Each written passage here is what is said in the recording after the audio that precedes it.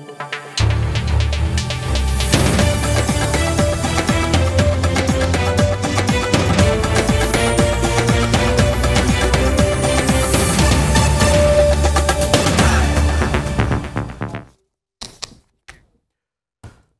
সম্পাদকীয়তে আমি ওমর ফারুক। ঝড়ের তাণ্ডবে তছনছ হয়ে গেছে অসংখ্য বাড়ি, শেষ হয়ে গেছে শত শত মাছের ঘের। এই পর্যন্ত পাওয়া সংবাদ অনুযায়ী প্রাণহানির সংখ্যা 12 জন। উপকূলীয় এলাকার মানুষ এখনও স্বাভাবিক জীবনে ফিরে আসতে পারেনি। এমন পরিস্থিতিতেও রাজনৈতিক পাল্টাপাল্টি বক্তব্য বন্ধ নেই। বিএনপি নেতা তারেক রহমানকে দেশে ফিরিয়ে আনার ব্যাপারে সরকারি ইচ্ছার প্রতিক্রিয়া জানিয়েছে বিএনপি। তাদের কথা 95% মানুষ বিএনপির পক্ষে, 5% আওয়ামী লীগ চ্যালেঞ্জ করে 95 মানুষের নেতাকে। ঝড়ে আক্রান্তদের পুনর্বাসন সহ করণীয় এবং রাজনৈতিক পরিস্থিতি নিয়ে আজকের সম্পাদকীয় দুর্ভোগে মানুষ ও ভাগাভাগির রাজনীতি। আর এ নিয়ে আলোচনার জন্য স্টুডিওতে উপস্থিত আছেন শাহাদাব আকবর চৌধুরী, এমপি ফরিদপুর 2, এবং আছেন এম এ আজিজ, সাংবাদিক ও কলামিস্ট। দর্শক, আপনারাও এ নিয়ে আপনাদের মতামত জানাতে পারেন, প্রশ্ন রাখতে পারেন। এই জন্য আপনাদের ফোন করতে হবে টেলিভিশনে দেখানো নম্বরে। ফেসবুকের মাধ্যমে আপনাদের মন্তব্য এবং প্রশ্ন রাখতে পারছেন। আমরা আলোচনা শুরুর আগে দেখে নিচ্ছি প্রধান শিরোনামগুলো। ঘূর্ণিঝড় রেমালে তছনছ উপকূল, বাঁধ ভেঙে তলিয়ে গ্রামের পর গ্রাম, 12 জনের মৃত্যু, সম্পূর্ণ বিধ্বস্ত 35,000 ঘরবাড়ি, বিদ্যুৎ ও মোবাইল নেটওয়ার্ক বিচ্ছিন্ন বহু মানুষ। রেমালের প্রভাবে রাজধানীতে দিনভর বৃষ্টি, জলাবদ্ধতায় দফায় দফায় বন্ধ মেট্রো রেল, কর্মজীবীদের চরম দুর্ভোগ, ভাসছে বন্দর নগরী ও বরিশাল। স্মার্ট বাংলাদেশ গড়তে মার্কিন ব্যবসায়ীদের অংশীদার হওয়ার আহ্বান প্রধানমন্ত্রীর। বাণিজ্যিক সম্পর্ক সম্প্রসারণে নীতিগত সহায়তায় প্রস্তুত সরকার। ডয়েচে ভেলের তথ্যচিত্র একপেশে ও উদ্দেশ্যমূলক। গাজীপুরে সেনাপ্রধান বললেন, পেশাদারিত্বের মাধ্যমে দেয়া হবে জবাব।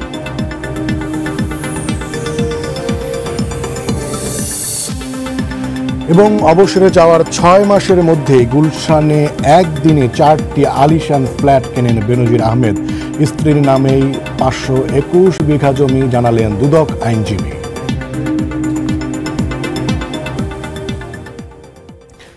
আপনাদের দুজনকে স্বাগত জানাচ্ছি আমাদের আজকের আলোচনায়। আমরা আসলে আজকে ঘূর্ণিঝড় রেমাল সহ অন্যান্য বিষয় নিয়ে আসলে আমরা আলাপ করব। তো যেহেতু গতকাল থেকে এবং আজকে সারাদিন রেমাল নিয়েই আলোচনা চলছে, আমরা সেই বিষয়ে একটু পরে যাই। আমি প্রথমেই আমাদের যে একদমই 5 নম্বর যে শিরোনামটি রয়েছে, সাবেক পুলিশ মহাপরিদর্শক বেনজির আহমেদ, তার যে একের পর এক সম্পদের খবর এবং জব্দের আদেশ আসছে, সম্পত্তি ক্রোকের আদেশ আসছে, সেইটা নিয়ে আমি একটু জানতে চাই। সেইটা নিয়ে আমি আলোচনার সূত্রপাত করতে চাই আজকের আলোচনার। আমি প্রথমেই এম এ আজিজ ভাই, আপনাকে দিয়ে শুরু করি।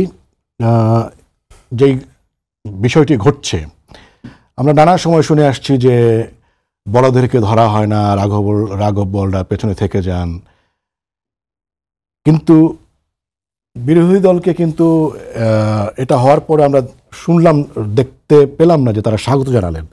আমি যদি বিএনপির সিনিয়র যুগ্ম মহাসচিব রুহুল কবির রিজভীর এ বিষয়ে বক্তব্য শোনাই আপনাকে, তিনি বলছেন যে বেনজিরের অ্যাকাউন্ট জব্দের নামে জনগণের আয় ওয়াশ করা হচ্ছে।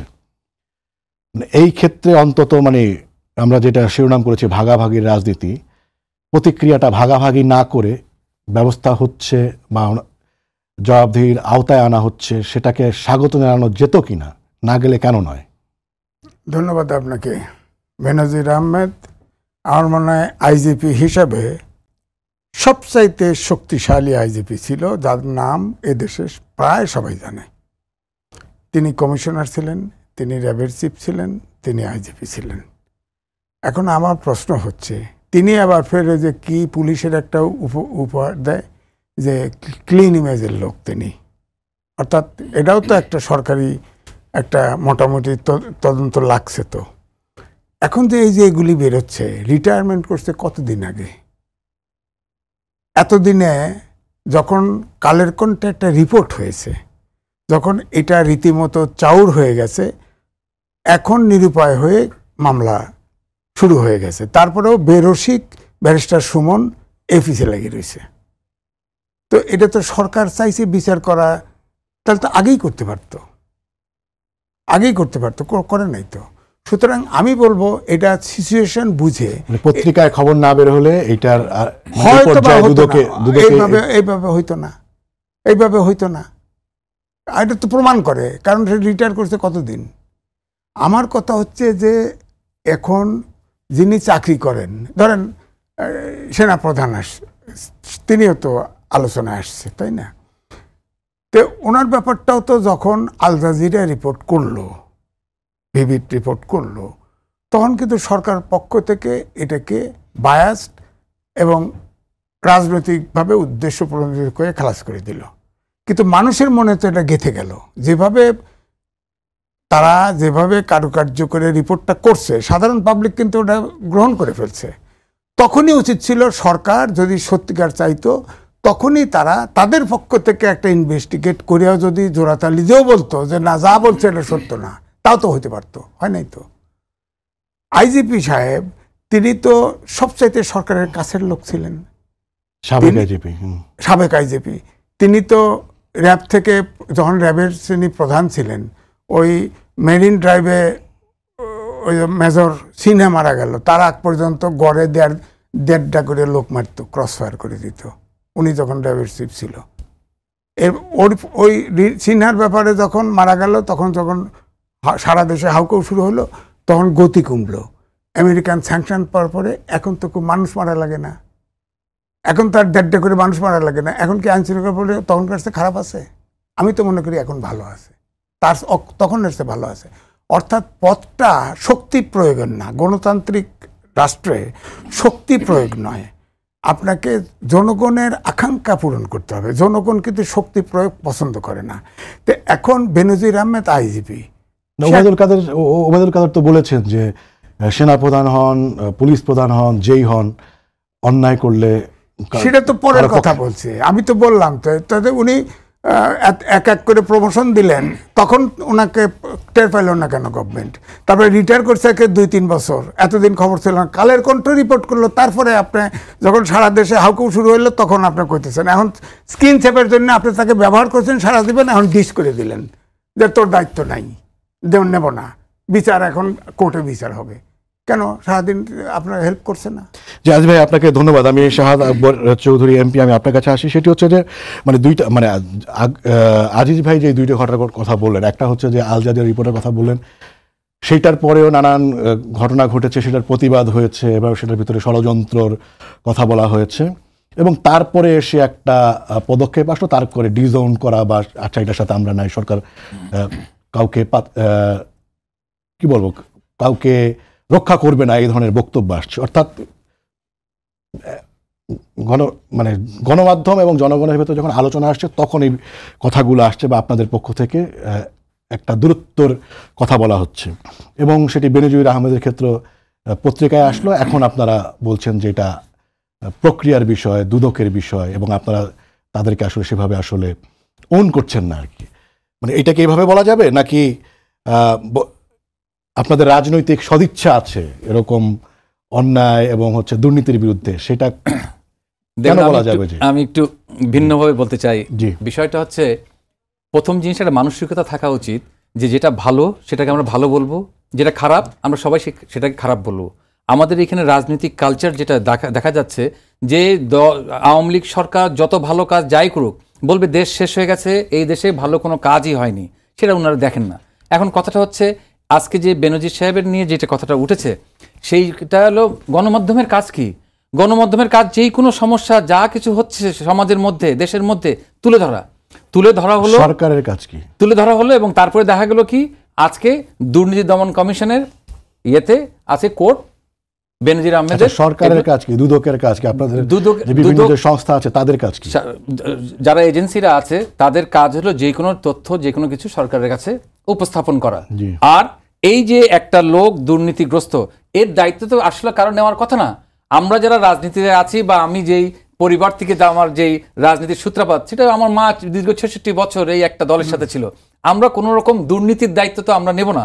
যদি কেউ দুর্নীতি করে থাকে, আমরা বিশ্বাস করি, এবং আমি ব্যক্তিগতভাবে আমি মনে করি, যেই কোনো ধরনের যারা এই ধরনের অপকর্ম করছে যদি প্রমাণিত হয়, তাহলে যারাই অপকর্ম করছে তাদের সবাই আইনের আওতায় আসা উচিত। কারণ আমাদের যেই আদর্শের উপরে আমরা এই দেশটা স্বাধীন হয়েছিল, আমরা সবাই চাই একটা সুন্দর একটা সমাজ এই দেশে থাকুক এবং বাংলাদেশটা আরও এগিয়ে যাক, এবং এই দুর্নীতি যারা পাচারকারী, অর্থ পাচারকারী, তারা সবাই আইনের আওতায় আসুক। তা আজকে এই কথাটা যখন একটা মিডিয়ার থেকে এসেছে তখন তো ব্যবস্থা নেওয়া হয়েছে।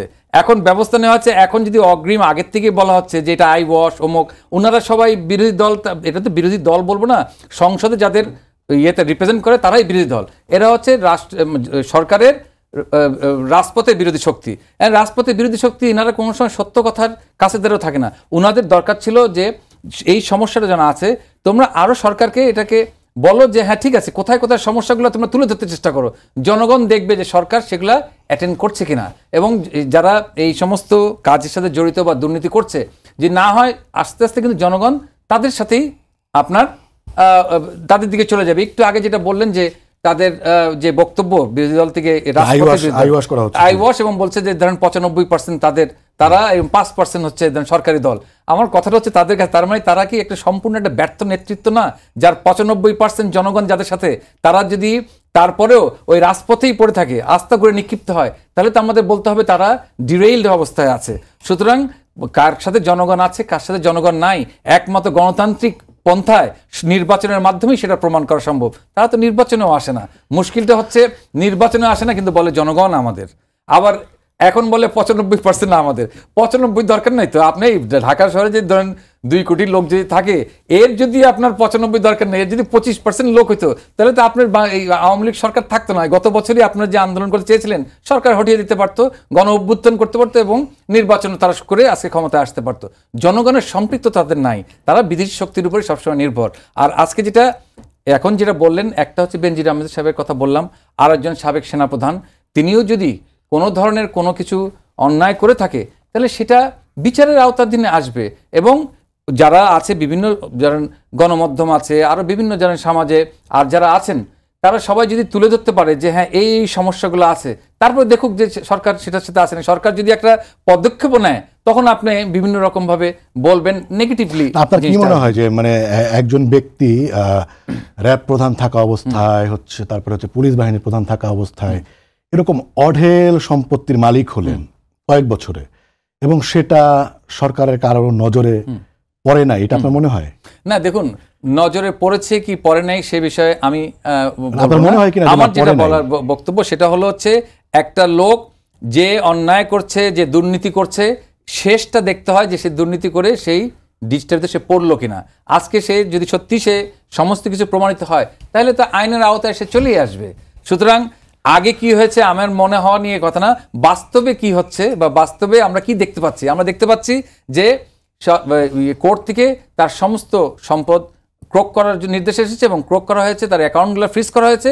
এখন আইন তার নিজস্ব গতিতে চলবে, তারপরে আসলে প্রকৃত জানা যাবে, মানে উনি অবৈধ পথ অবলম্বন। অবশ্যই আমরা যখন যেটা আইনের ইয়েতে যখন আসে, কিন্তু অস্বাভাবিক মনে হয় না যে এই সময়ের ভিতরে এত সম্পদের মালিক হয়, এটা কি অস্বাভাবিক মনে হয়? না, অবশ্যই অস্বাভাবিক মনে হয়, ডেফিনেটলি। সে একজন পুলিশের এরকম একটা অস্বাভাবিক ঘটনা ঘটলো, সেইটা কারো নজরে পড়লো না, সেটাকে কোনো, সেটাও একটা অস্বাভাবিক ঘটনা মনে হয়? দেখুন, নজরে যদি এইটা সব জায়গা থেকে সে বেঁচে বের হয়ে যেত, তাহলে আমরা বলতাম যে একটা কিছু বলতে পারতাম। যেহেতু সে এখন এই নেটের মধ্যে এসেছে, সুতরাং আমরা এখন বলতে পারি না যে নজরে ছিল না।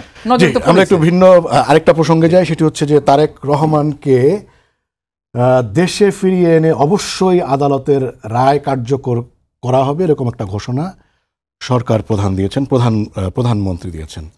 এবং এর পরিপ্রেক্ষিতে বিএনপির স্থায়ী কমিটির সদস্য নজরুল ইসলাম খান বলছেন যে জনগণকে রক্ষা নয়, তারেক রহমানকে শাস্তি দেওয়াই সরকারের মূল লক্ষ্য। মানে তারেক রহমানকে যদি শাস্তির মুখোমুখি করা হয়, তার সাথে আসলে জনগণকে রক্ষা করা না করার কি সম্পর্ক? না, দেখেন, শাস্তির মুখোমুখি না, শাস্তির মুখোমুখি তো করা হয়ে গেছে, জেলও হয়ে গেছে। এখন শাস্তি এক্সিকিউট করা, হ্যাঁ, শাস্তি বাস্তবায়ন করা হবে, হ্যাঁ, বাস্তবায়ন করা। এটা আমার কাছে কি মনে হয়েছে জানেন, এটাও একটা রাজনৈতিক বক্তব্য। কারণ তারেক রহমানকে দেশে আনা হবে, তাহলে দেখা যাবে যে সরকার পক্ষের লোকরা খুব উজ্জীবিত হবে। এই কারণেই, কারণ হচ্ছে তারেক রহমানের প্রথম থেকেই সরকার ফিরে আনার চেষ্টা করতেছে, ব্যর্থ হচ্ছে, পারতেছে না, ব্রিটিশ আইনেই পারতেছে না। কারণ হচ্ছে দেখেন, 3 বছর আগে ব্রিটেনের স্বরাষ্ট্রমন্ত্রী দেশে আসছিল, তার কাছে এই এখন যে প্রতিমন্ত্রী ফরেন মিনিস্টার তিনি বলছিলেন তারেক রহমানকে রিপেট্রিয়েট করা, হ্যাঁ, তিনি বলেছেন এটা আদালত এবং ব্রিটিশের হোম মিনিস্ট্রির ব্যাপার। ওরা হোম মিনিস্ট্রি বলে না, হোম বলে, তাদের হোম মিনিস্ট্রির ব্যাপার, এটা তার কিছু বলার নেই, এইভাবে এড়িয়ে গেছে। তো এখন যেটা হচ্ছে ব্রিটিশ, বিশেষ করে ইউরোপিয়ান দেশ, যেসব দেশে আপনার যাবজ্জীবন বা মৃত্যুদণ্ড নাই, সেই সব দেশ কিন্তু সহসা যার জীবন আপনার রিস্কের মধ্যে এইসব লোককে কিন্তু রিপেট্রিয়েট করে না। এখন আমাদের সাথে একমাত্র ভারত ছাড়া কারোর সাথে কিন্তু বন্দি বিনিময় চুক্তি নাই, ব্রিটেনের সাথেও নাই। সুতরাং ব্রিটেন যেহেতু চুক্তি নাই, বাংলাদেশ সরকার বলছে যে তাদের সাথে আমরা চুক্তি করতে রাজি আছি, কিন্তু ইতিমধ্যেই তারেক রহমান তার পাসপোর্ট কোর্টে এসে পাসপোর্ট সারেন্ডার করে ওখানে সে রাজনৈতিক আশ্রয়ে আছে। এখন ব্রিটিশ আইনে জাতিসংঘ যদি রেজুলেশনও নেয়, তারপরেও তারেক রহমানকে ব্রিটেন থেকে এই দেশে আনা সম্ভব হবে না। নতুন করে যদি এখন সবকিছু সরকার আনুষ্ঠানিক আবেদন করবে, সরকার আগেও করছে বাংলাদেশ গভর্নমেন্ট, আগেও করছে, আগেও 3-4 বছর আগেও দরখাস্ত করছে, কোনো ইয়ে করে নাই, পারে নাই, কারণ ওটা আইনের সে তারেক রহমান বলছে যে সরকার চিঠি দিলেও হবে না। আগে বিনিময় চুক্তি তাদের সাথে করতে হবে, এবং এটা করতে গেলে যেহেতু তারেক রহমান অলরেডি আইনের প্রোটেকশন পেয়ে গেছে, এখন সে বন্দি, তার ক্ষেত্রে এটা প্রযোজ্য হবে কিনা এটা আমি বলতে পারবো না। তবে আমাদের সাথে কোনো রিপিটেশন চুক্তি নাই। মোরালি কি মনে হয় যে মানে যার বিরুদ্ধে ধরেন আপনার 21শে আগস্টের গ্রেনেড হামলার মতো একটা ঘটনার যিনি হচ্ছেন এরকম একজন লোককে ব্রিটিশ সরকার রাজনৈতিক আশ্রয় দিচ্ছে, সেটাকে আপনি মোরালি কিভাবে? দেশে দেখেন আইনের শাসন থাকা দরকার, তাই না? এখন ধরেন তারেক রহমানের কেস নিয়ে, এটা নিয়েও ডিসপিউটটা এক পক্ষের আছে। আবার এটাও ঠিক 21শে গ্রেনেড হামলার মতো বিভৎস গ্রেনেড হামলা ঘটেছে, যে পুরা নেতৃত্বকে ভেনিশ করে দেওয়ার একটা চেষ্টা হয়েছে। তখন বিএনপির সময়ে, আমি সংক্ষেপে বলি, বিএনপির সময়ে এই কেসটাকে জর্জ মিয়া সাজানো হয়েছে। আবার কেয়ারটেকারের সময় 62 জন সাক্ষী হয়ে গেছে, সেটা সৈয়দ কাহার, যিনি, এত ডিটেইলে আমরা আসলে যেতে পারবো না, মানে ওই ঘটনাটা তো ঘটেছে নাকি? ঘটনা ঘটেছে, ঘটনা পরে যে কেসটা রিভিউ করছে, রিভিউ করে যাকে দিয়ে এই চার্জশিটটা তৈরি করছে, এখানেই ডিসপিউটটা হয়েছে। সৈয়দ কাহার রিটায়ার লোক একটা আইনে তাক দিয়ে করাইছে, এবং সে তো এবারও আওয়ামী লীগের নমিনেশন চাইছে, সে তো আওয়ামী লীগের লোক। সুতরাং এই জায়গায় একটা ধরলাম আওয়ামী লীগের লোক, মানে তিনি কি তদন্ত করতে পারবেন না? এবং তিনি তদন্ত করলে এটা ভুল হবে। যদি তদন্তের প্রক্রিয়া দেখবেন, আদালত তো আপনার ডকুমেন্ট দেখবে, আপনার পরিচয় কি দেখবে না। আমি গাছেপ করতে পারবো, আমি কোনো দল করি না, উনি কি পারবেন? উনি এমপি, উনি আওয়ামী লীগ করেন, এটা ব্র্যান্ডেড উনি। সুতরাং সৈয়দ কাহার উনি এটা পরীক্ষিত, আগেও নমিনেশন চাইছে। তো আমার কথা হলো একটা নিরপেক্ষ লোক দিয়ে তদন্তটা করলে কি হতো। জি আজিজ ভাই, আপনাকে ধন্যবাদ। আমাদের হাতে যেহেতু সময় কম, আমরা আরো অনেক বিষয় নিয়ে কথা বলবো। শাহাদাত আব্দুল চৌধুরী এমপি, মানে এই প্রসঙ্গে মানে অনেক দিন ধরেই তো সরকার চেষ্টা করছে, তারপরে আবার এখন যে বলা হচ্ছে দেশে ফিরিয়ে এনে অবশ্যই রায় কার্যকর করা হবে, মানে এইটা কি এক রকমের মানে বিএনপি থ্রেট করা, নাকি নিজে মানে এর পেছনে কি কোনো রাজনীতি আছে কিনা? আমার দেখুন, রাজনীতি তো পুরো জিনিসটি রাজনীতি। জি, মাননীয় প্রধানমন্ত্রী যখন বলেছেন যে চেষ্টা করছেন যে তাকে আইনের আওতায় নিয়ে আসে এবং দেশে এনে তার সাজা কার্যকর করা, নিশ্চিত তার প্রচেষ্টা তিনি অব্যাহত রাখবেন, সেইটা আবার পুনর্ব্যক্ত করলেন। আর একটা লোককে যেটা বলছিলেন যে মোরালি, ধরেন ব্রিটিশ সরকার তাদেরকে জায়গা দিয়েছে, এটা তো প্রমাণিত যে সে 21শে আগস্টের ঘটনা এবং ওখানে বসে বাংলাদেশের বিভিন্নভাবে কোথায় কি সন্ত্রাসী কার্যক্রম করা যায় সেই প্রচেষ্টা চালানো, সব কিছুতেই তারা সে করে যাচ্ছে।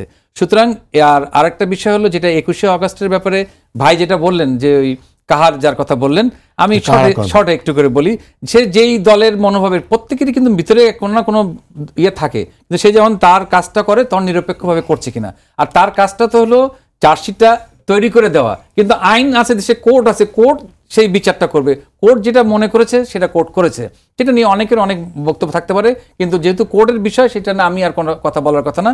আমি যেটা মনে করি যে সে অলরেডি একজন কনভিক্টেড এবং তাকে আইনের আওতায় অবশ্যই আনার জন্য সরকার সেই প্রচেষ্টা চালাতেই পারে, এবং আমার মনে হয় যে সেই আইনের আওতায় আনতে পারলে দেশের জন্য মঙ্গলজনক হবে। জি, আপনাকে ধন্যবাদ। আমরা বলছিলাম যে আমরা অন্য একটা প্রসঙ্গে যাই, সেটি হচ্ছে যে আজকে গাজীপুরে সেনা প্রধান বলেছেন যে ডয়েচে ভেলে তথ্যচিত্র একপেশে এবং উদ্দেশ্যমূলক, এবং সেখানে হচ্ছে সেনাবাহিনীর কোনো বক্তব্য নেওয়ারই চেষ্টা করা হয়নি এবং নেওয়াও হয় নাই। এবং সেখানে তিনি বলেছেন যে জাতিসংঘ মিশনে মানে শান্তিরক্ষী, বাংলাদেশের কোনো শান্তিরক্ষী মানবাধিকার লঙ্ঘনমূলক কোনো কাজ করেছে এরকম কোনো নজির নাই, এবং এই কারণে এটাকে উনি ষড়যন্ত্রমূলক মনে করছেন, পুরো ঘটনাকে একটা ষড়যন্ত্র মনে করছেন। আপনার কি মনে হয় যে এই সময়ে এসে এরকম একটা বিষয় করা? সেনাবাহিনী তিনি প্রধান, তার অবস্থান থেকে সঠিকটাই বলেছে। কারণ আমাদের দেশ থেকে সেনাবাহিনী শান্তি মিশনে যায়, আর প্রবাসী যায় হলো যে ভূমধ্য সাগরে জীবন দেয়, সাঁতার দিয়ে, তবুও যায় ওখানে রোজগার করে ভদ্রলোক মতো করে, আর যারা সাধারণ লোক যায় তারা কষ্ট করে, আরো বেশি কষ্ট করে। কিন্তু আমরা তো কোনোদিন শুনি নাই যে শান্তি মিশনের, অর্থাৎ একটা আর্মি বা পুলিশ, একটা সোলজার কোথাও যায় কোনো অপরাধ করেছে। সাধারণ লোক দু একটা করেছে, এটা মানি, মানুষের ত্রুটি বিচ্যুতি থাকে, কিন্তু এটাই বলেছেন যে এখন পর্যন্ত কোনো নজির নাই, না কোনো আমার জানা সব জায়গায় সব না। শান্তি আমাদের দেশের যত আর্মি যত জায়গায় কাজ করছে সুনাম অর্জন করছে, এতে কোনো সন্দেহ নাই, সুনাম অর্জন করছে। এই জন্যই আমরা র্যাঙ্কিংয়ে প্রায় ফার্স্ট, এক নম্বর। আমাদের এটাও ঠিক যে আমাদের সেনাবাহিনী যে শান্তি মিশনে যাবে এটার জন্য আমাদের থাকে, প্রস্তুতি থাকে। তো কিন্তু আমাদের কোনো বদনাম সেনাবাহিনীর বাইরে পিস মিশনে যায় কোনো বদনাম, অনেক বদনাম তো অনেকের করে, এটা তো আর টকশোতে বলা যাবে না, কিন্তু আমাদের সেনাবাহিনীর কোনো সদস্যের, একজন সদস্যের কোনো রকম কোনো খারাপ কিছু পাওয়া যায় নাই। সুতরাং সেনাবাহিনী প্রধান যে কথাটা বলছে খুব প্রফেশনাল কথা, যে শেষ কথাটা বলছে যে আমরা প্রফেশনাল দক্ষতা দিয়ে আমরা এটার প্রতিবাদ করব। কত প্রফেশনাল কথা, যে তাদের যে এই যে আপনি ইচ্ছে করে তো উদাহরণ দিতে পারবেন না যে অমুক দেশে যা, কঙ্গোতে গিয়া, অমুক দেশে গিয়া সেনাবাহিনী এই অকামটা করছে, বলতে তো পারবেন না। তো এই মিথ্যা কথাটা তো টেকবে না। এই জন্য উনি বলছে হ্যাঁ প্রফেশনাল এক্সিলেন্স দিয়েই এটাকে মোকাবেলা করবে, এটাই হওয়া উচিত। যেমন রাজনীতিবিদরা রাজনীতি দিয়ে মোকাবেলা করা উচিত, তাহলে সেটা সাস্টেনেবল হয়। শক্তি প্রয়োগ করলেই বিপদ। আমি বলবো যে সেনাবাহিনীর খুব ভালো কথা বলছে, প্রফেশনালি এটা। জি, আমরা একটু রেমাল প্রসঙ্গে আনি। কি মনে হয় যে আপনার সাদাবাবুর চৌধুরী এমপি, যে এই মুহূর্তে আসলে আপনারা কি করছেন পুনর্বাসনের জন্য? মানে 35,000 ঘর আপনার ধ্বংস হয়ে গেছে, কাঁচা আধা পাকা ঘর। এই মুহূর্তে আসলে আপনারা কি করছেন, কি উদ্যোগ নিচ্ছেন, কি করা উচিত বলে আপনার মনে হয়? দেখুন, রেমাল যে ঝড়টা আমাদের উপর দিয়ে বয়ে গেল, প্রায় অলমোস্ট চলে গেছে, তো এটা অনেক ক্ষতি সাধন করেছে। এবং বরাবর আমরা দেখেছি যে এই সরকারের সময় বিভিন্ন জায়গায় সাইক্লোন শেল্টারগুলো করা হয়েছে, এবং অনেক আগের থেকেই যখনই ঝড়টা হয় তখন থেকেই কিন্তু সব ধরনের প্রিপারেশনগুলো নেওয়া হয়, যতটা সম্ভব সব জনগণকে যাতে আপনার শেল্টারে নিয়ে আসা যায়। এবং এই পর্যন্ত যেই কয়েকটা ঝড় যেই ধরনের সাইক্লোন যাই হয়েছে, সবসময় কিন্তু তড়িৎ গতিতে সরকার সেটা ব্যবস্থা নিয়েছে। এবং আমি যেটা জানি যে এই ধরনের যখন একটা এই ঘটনা হয়, বা ঝড় হোক বা যে কোনো যেটা দেশের জন্য একটা থ্রেটেড, জনগণ এটার ইয়ের ভিতরে পড়ে, মাননীয় প্রধানমন্ত্রী নিজেও কিন্তু তার মন্ত্রণালয় সেদিকে দেখছে, তিনি নিজেও কিন্তু ব্যক্তিগতভাবে সবসময় সেটা মনিটর করেন। এবং এই ঝড় চলে যাওয়ার পরে তাদেরকে রিহ্যাবিলিটেট করা এবং যা যা করণীয় সরকার প্রতিবারের মতন যেভাবে করছে, এবারও নিশ্চয়ই সব ঠিকঠাক মতন। সেখানে আমি যদি যোগ করি, মানে জান এবং মালের ক্ষতি বলা হয় আর কি, মানে জানের ক্ষতি মানে একজন মারা গেলেও সেটা দুঃখজনক, সেটা 12 জন, কিন্তু যেই ব্যাপ্তি দেখা যাচ্ছে সে অনুযায়ী আসলে জানের ক্ষতিটা অত বড় না। কিন্তু মালের ক্ষতিটা যেটা বলা হচ্ছে যে আপনার শত শত ঘরবাড়ি ভেঙেছে, একর জমি প্লাবিত হয়ে গেছে। সেখানে কি আপনার মনে হয় যে বাঁধকে যদি টেকসই করা যেত এবং যে বাঁধ নিয়ে যে দুর্নীতির বিষয়গুলো আছে সেগুলো যদি মানে স্ট্যান্ডার্ড বাঁধ যদি আমরা দিতে পারতাম, যেই খরচ করা হয় সেই অনুযায়ী, তাহলে হয়তো এইটাও মানে মালের ক্ষতিটাও কমিয়ে আনা যেত? হ্যাঁ, আপনার বাঁধ যদি টেকসই বাঁধ হয়, আর কোনো সময় হইতে পারে কোনো জায়গায় বাঁধ টেকসই হলো না, তো টেকসই বাঁধ যদি হয় তাহলে অবশ্যই সেই জায়গাটায় বাঁধটা ভাঙবে না। বাট এই সময় দেখা যায় এই বড় ধরনের যখন সাইক্লোনগুলো হয়, অনেক টেকসই বাঁধ বা এটা উপচে জলোচ্ছ্বাস প্লাবিত হয়ে যায়। তো সেই বিষয়গুলা আপনার একটা হচ্ছে দুর্নীতির বিষয় যেটা বললেন, অবশ্যই সেই যেখানে দুর্নীতি হবে আমরা সবাই সেই দুর্নীতির বিরুদ্ধেই কথা বলবো। আর এই জলোচ্ছ্বাসে যখন প্লাবিত হয়ে যায়, এটা ঝড়ের পর যে ব্যবস্থাগুলো নেওয়া দরকার, সরকার সবসময় সেই পদক্ষেপগুলো নেয় এবং পদক্ষেপ নিয়ে জনগণের পাশেই থাকবে। জি আজিজ ভাই, মানে এই রেমাল প্রসঙ্গে আপনার পর্যবেক্ষণ বলেন, মানে মিনিট খানেক সময় আছে। আচ্ছা, মিনিট খানেক আমি খুব সংক্ষেপে বলি যে এখন কিন্তু ঘূর্ণিঝড়ের চরিত্র পাল্টাই যাচ্ছে গ্লোবাল ওয়ার্মিং এবং জলবায়ু পরিবর্তনের কারণে। আপনি দেখেন, খেয়াল করেন, যখন ঘূর্ণিঝড়টা শুরু হয় তখন বলা হলো যে 120 থেকে 130 কিলোমিটার বেগে এটা ঘনীভূত হচ্ছে, কিন্তু ল্যান্ডে এসে আঘাত করার সাথে এটা 30-40-এ নেমে গেল। অর্থাৎ এখনকার চরিত্র এটাই হবে। এবং আস্তে আস্তে আমি দেখছি কানাডা, আমেরিকা কতগুলো বিশেষজ্ঞ স্টাডি করে দেখলাম যে এখন এটা এই যে সারা দেশের গ্লোবাল ওয়ার্মিংয়ের কারণে এটা পরিবর্তন হচ্ছে। এখন আমরা এর সাথে যুদ্ধ করে বাঁচতে চাই। আমরা কিন্তু বাংলাদেশ কিন্তু এই প্রাকৃতিক দুর্যোগ মোকাবেলায় অনেক দূর আগে গেছে। কিন্তু আপনি যেটা বললেন বাঁধ, এখানে অবশ্যই আছে, দুর্নীতি আছে। আর বাঁধ আপনার কত ফোর্সে হিট করে ওইভাবে বাঁধটা দিতে হবে, কাঁচা মাটি দিলে হবে না। 1, 2 হচ্ছে সচেতনতা, উচ্চতাটাও মাথায় রাখতে হবে যে আমাদের এখানে সাধারণত কোন উচ্চতায় জলশ্বাস করতে, তাহলে ধরেন সচেতনতা। আমি একটা টেলিভিশনে দেখলাম যে অনেকগুলো একটা পরিবার বসে আছে, তারা উত্তর দিতেছে আমাদের পুলিশ না ফিটান পর্যন্ত যাও না, সে ওই মুরগি তার গরু ছাড়িয়ে বাড়ি ছেড়ে যেতে চায় না। এটা সচেতনতা। তারপরে শেল্টারে তো যাইতে হবে, না হলে তো আরো না 12 জন মারা গেছে। আমার বক্তব্য বলে এটা তো জিরোতে আনা যেত, কারণ কেউ গাছ পড়ে মারা গেছে, কেউ ওয়াল ভেঙে মারা গেছে, কেউ আপনার সার্কুলার তুলে নিয়ে মেরে ফেলছে। এটা তো অসচেতনার কারণে মারা গেছে। তারপরে বনায়ন, গাছ, যেসব গাছ এই যে সুন্দরবন ঠেকায়, শেষ করতে হবে। এইটাই বলছি যে আমাদেরকে এখন যেটা আছে যে হ্যাঁ, আমরা কিন্তু যে আমাদের যে মানে সমুদ্রের তীরে এটা যে সবসময় হেল্প করে সুন্দরবনে এবারও আমাদেরকে বাঁচিয়েছে, বনায়ন আমাদেরকে করতেই হবে। তো এমএ আজিজ ভাই, আপনাকে ধন্যবাদ। শাহাদাব আকবর চৌধুরী এমপি, আপনাকেও, দর্শক আপনাদেরও ধন্যবাদ জানাচ্ছি। শেষ করছি আজকের সম্পাদকীয়। আগামীকাল আবারও দেখা হবে রাত 10টায়, দেখার আমন্ত্রণ রইল। শুভরাত্রি।